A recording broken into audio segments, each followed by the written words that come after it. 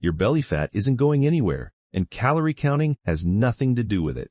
That's not a motivational line. That's the truth most people discover too late, usually after months of restriction, frustration, and gaining it all back. Because if calories were the whole story, you'd already be lean by now. Something else is going on in your body, and once you understand what it is, you'll stop fighting your metabolism and start working with it. By the end of this, you'll understand exactly why belly fat is so stubborn, and the 7 specific things that actually move the needle. One of them is so biochemically unexpected that most people in the health space have never even mentioned it. Let's start with the most underestimated tool on the planet, water. Not in the way you think. Most people either chug a liter in one sitting or completely forget to drink until they're already dehydrated. Neither works. What matters is staying consistently hydrated throughout the day, because dehydration doesn't just make you tired.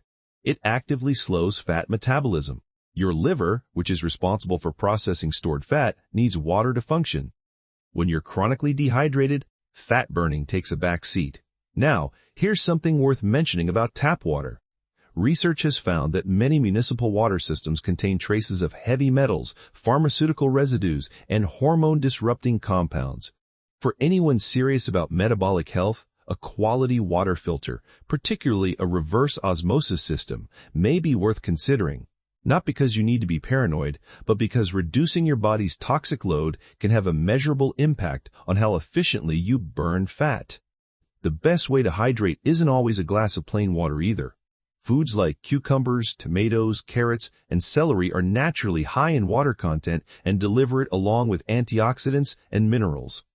Eating your hydration is one of the most underrated health habits that almost no one talks about.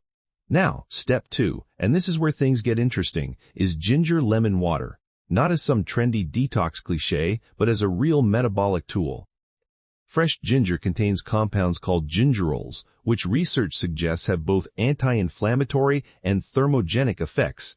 That means your body may actually burn slightly more energy after consuming ginger, not a dramatic amount, but consistent and cumulative over time. Combine that with the antioxidant properties of fresh lemon juice, and you have a morning drink that's actively working against fat storage rather than just tasting good. The practical version is simple. Boil water, add a few slices of fresh ginger and the juice of half a lemon, let it steep for 5 minutes, and drink it warm.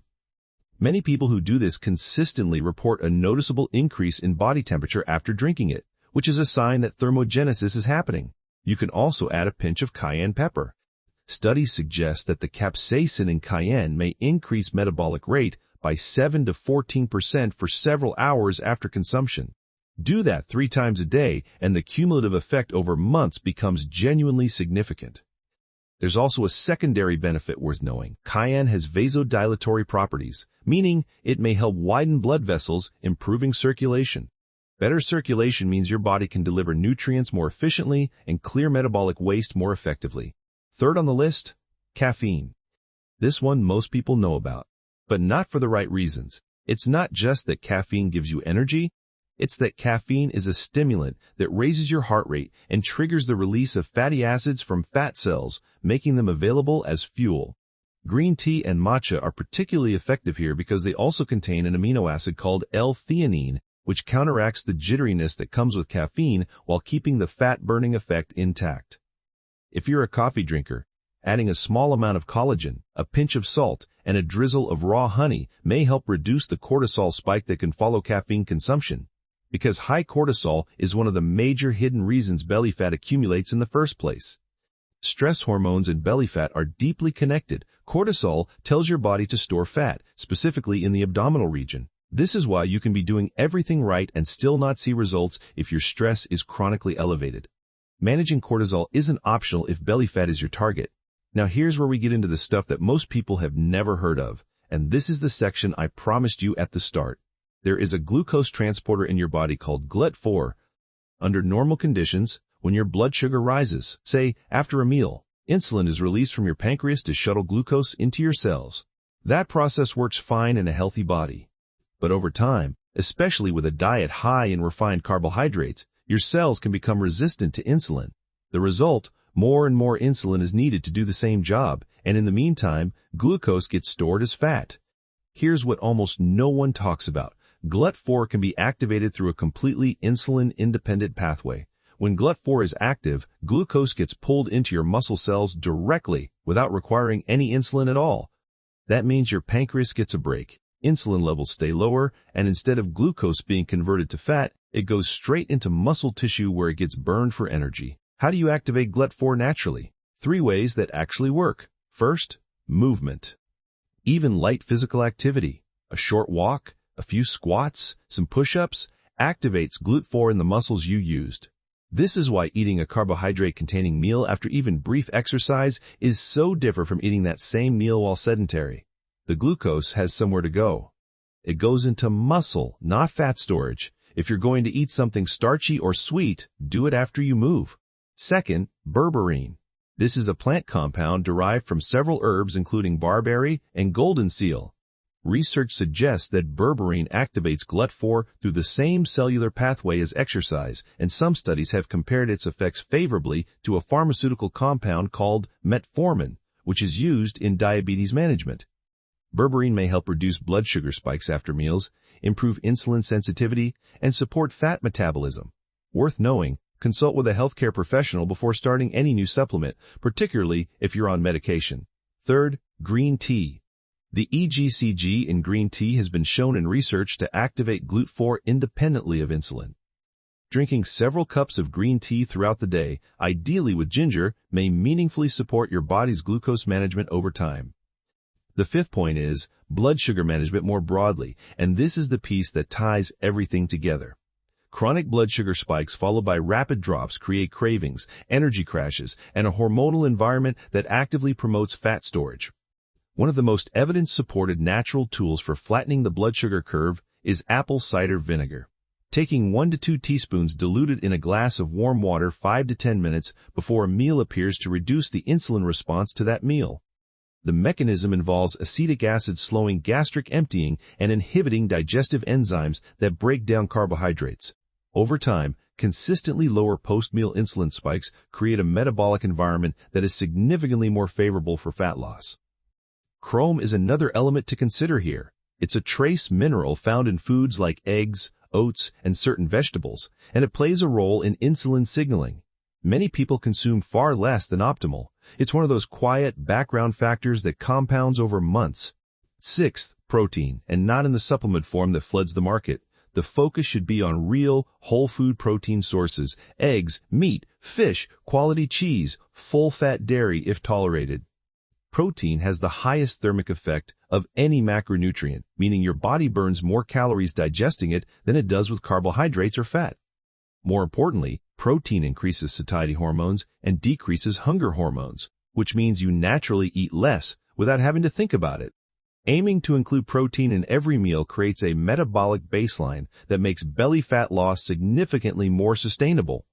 One often overlooked protein source is egg yolk, specifically raw or lightly cooked. Egg yolks contain lecithin, a phospholipid that plays an important role in liver health and fat emulsification. Intense heat can denature some of these compounds. Many nutrition researchers have become increasingly interested in the potential benefits of minimally processed animal foods for metabolic health. And the 7th point, the one I think is genuinely underappreciated, is chlorophyll. Here's a simple framework that may help. Animal foods build tissue. Plant foods detoxify. Both are necessary. Chlorophyll-rich plants, celery, cucumber, leafy greens, broccoli, are among the most powerful antioxidants in the human diet. They help neutralize free radicals, support liver detoxification pathways, and reduce the inflammatory burden that makes fat loss harder over time. Here's the connection to belly fat specifically. When your body breaks down stored fat, the fat cells release not just energy, but also stored compounds including various environmental toxins.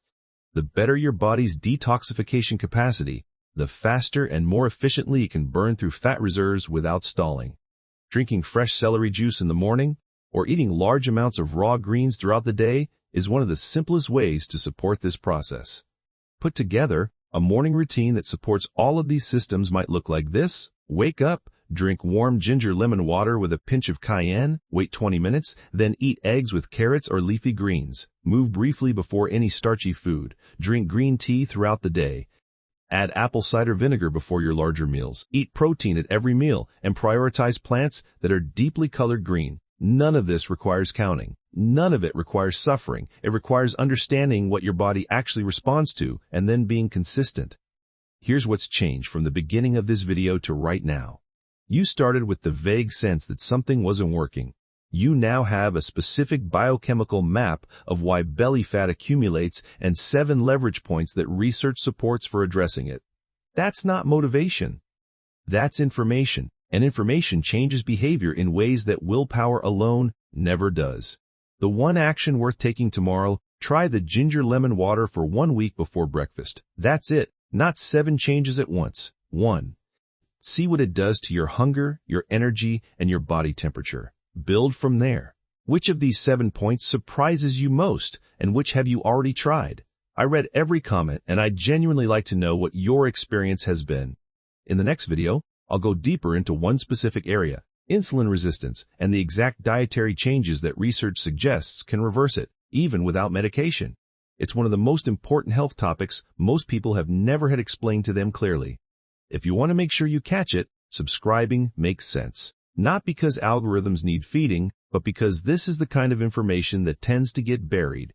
Everything covered here is based on current nutritional research and should not be taken as medical advice. If you have a health condition or are taking medication, please speak with your doctor before making significant changes.